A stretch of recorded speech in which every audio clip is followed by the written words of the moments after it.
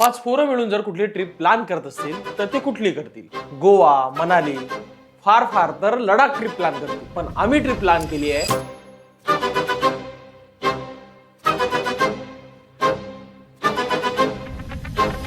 नात्याने फोटोग्राफर कम्युनिटीने जुळलेले आम्ही 5 लोक निघालोय वाराणसीसाठी, मुंबईहून तब्बल 26 तासाची ट्रेन घेऊन.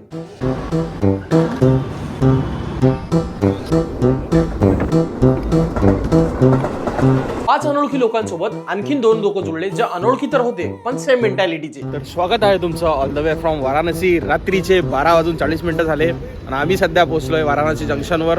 आणि हे पोरं पहा काय करतायत. अरे काही रेल्वे स्टेशन पाहिलं तुम्ही? वारा घरी रे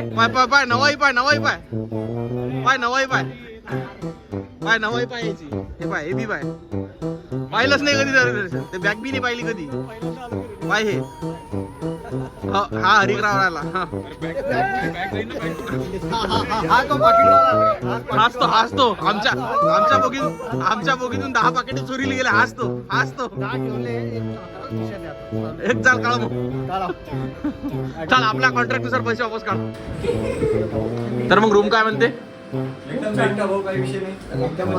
अशी आम्हाला ऍस्थेटिक रूम भेटली एकदम. गरीबाची एक्साइटमेंट एवढी मोठी होती की आम्ही रात्री 2 वाजता रूमवर न झोपता घाट भ्रमण केलं. दिवसाचं पहिलं जेवण रात्रीचे 2 वाजता आम्ही करतोय. आणि काय खाऊ राहिलो रे आपण?